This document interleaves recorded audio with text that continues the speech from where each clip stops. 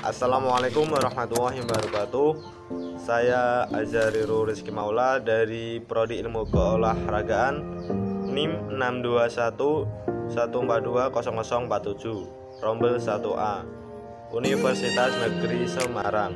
Saya akan menyampaikan rangkuman tentang materi ubiquitin protosom.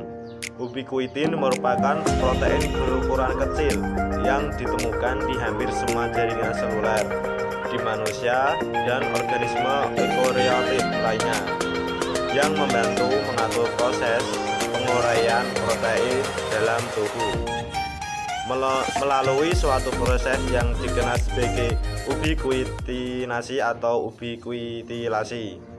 Protosom terbentuk seperti sebuah tabung silindris yang di kedua pangkalnya terdapat katup.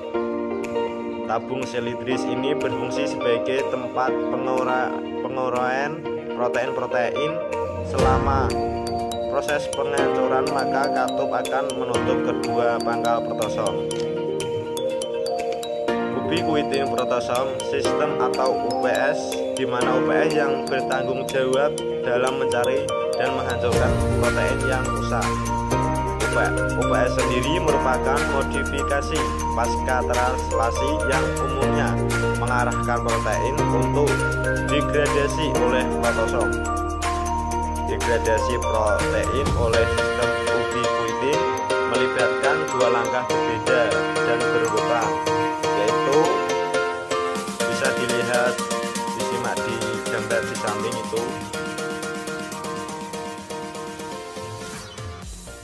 Cara kerja protosom dan ubiquitin untuk membantu proses penguraian protein yang tidak berguna. Dalam prosesnya melibatkan 3 enzim, yakni enzim E1, E2, dan E3. Penjelasan secara singkat yaitu huruf A, konjungsi ubiquitin ke molekul target. Huruf B, degradasi substrat yang diberi tag oleh protosom 26S. Nomor 1, aktivasi ubiquitin oleh E1, dan dalam proses ini juga membutuhkan energi dalam bentuk ATP atau adenosine triphosphate. 2, transfer ubiquitin yang diaktifkan dari E1 ke anggota keluarga E2. Yang ketiga, transfer ubiquitin yang diaktifkan dari E2 ke E3 khusus media.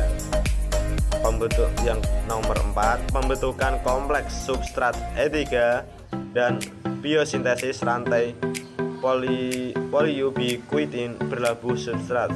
Nomor 5, pengikatan substrat polyubiquitinate ke subunit reseptor ubiquitin di kompleks 19S dari protosom 26S, dan degradasi substrat menjadi peptida pendek oleh kompleks 20S. Nomor 6, daur ulang ubiquitin melalui aksi isopeptidase. Selanjutnya, protein mirip ubiquitin, yaitu konservasi evolusioner yang tinggi. Ubiquitin memungkinkan penemuan banyak protein yang berhubungan dengan ubiquitin. Beberapa seperti pargin yang terlibat dalam patogenesis beberapa bentuk penyakit Parkinson. Lebih besar dari ubiquitin dan memiliki domain mirip ubiquitin yang hanya menampilkan sedikit homologi dengan ubiquitin. Mereka tidak dapat dikonjugasikan, sedangkan untuk kelompok kedua mengandung protein kecil dengan tingkat homologi yang lebih tinggi terhadap ubiquitin yang terlibat dalam modifikasi protein target pasca sampai translasi tunggal atau ganda yang melayani tujuan non sampai protein. Selanjutnya, sistem ubiquitin juga terlibat dalam patogenesis penyakit dengan mempertimbangkan berbagai substrat dan proses di mana jalur ubiquitin terlibat. Tidak mengherankan bahwa penyimpangan dalam sistem telah terlibat dalam patogenesis beberapa penyakit, baik yang diturunkan maupun yang diperoleh.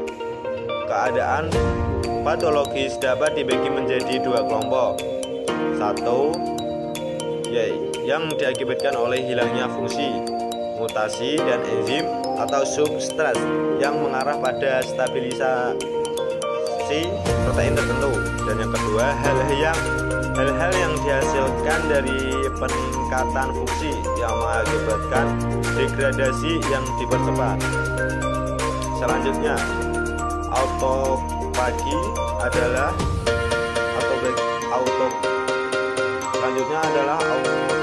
autofagi adalah cara tubuh membersihkan atau membuang sel-sel tua. Autofagi merupakan sistem degradasi intraseluler yang mengantarkan konstituen sitoplasma ke lisosom. Terlepas dari kesederhanaannya, kemajuan terkini telah menunjukkan bahwa memainkan berbagai peran fisiologis dan patofisiologis yang terkadang rumit. Autofagi terdiri dari beberapa langkah berurutan. Satu yaitu sekuestrasi, dua degradasi, dan tiga pembentukan asam amino atau peptida. Setiap langkah tampaknya menggunakan fungsi yang berbeda dalam berbagai konteks seluler. Fungsi yang bergantung pada langkah ini memungkinkan autofagi menjadi multifungsi. Selanjutnya proses autofagi atau selanjutnya induksi autofagi. Pemicu autofagi yang paling khas adalah kelaparan nutrisi. Dalam pengertian ini, kekurangan semua jenis nutrisi penting dapat menyebabkan autofagi. Dalam ragi, kelaparan nitrogen adalah stimulus yang paling kuat, tetapi penarikan faktor penting lainnya seperti karbon, asam amino, aukotrofik, dan asam nukleat, dan bahkan sulfat dapat menyebabkan autofagi meskipun kurang efisien. Pembentukan autofagosom. Dinamika membran selama autofagi sangat dipengaruhi dari ragi ketumbuhan dan hewan. Selanjutnya degradasi. Pada langkahnya berikutnya, autofagosom bergabung dengan lisosom dalam sel metazoon atau vakuola dalam sel ragi dan tumbuhan. Penggunaan kembali setelah makromolekul terdegradasi di beberapa vakuola unit monomerik, misalnya asam amino diekspor ke sitosol untuk digunakan kembali. Peran fisiologis autofagi berdasarkan proses. Satu, pemanfaatan produk dalam proses degradasi. Pertama, pada hewan simpanan karbohidrat yaitu glikogen dikonsumsi dalam 1 hari setelah kelaparan. Yang kedua, asam amino dapat digunakan sebagai sumber energi melalui siklus asam trikarbosilat atau TCA. Yang ketiga, asam amino yang diproduksi oleh autofagi dapat digunakan untuk mensintesis protein yang penting untuk adaptasi lingkungan. Kelaparan sel ragi menurunkan sintesis protein massal selama kelaparan.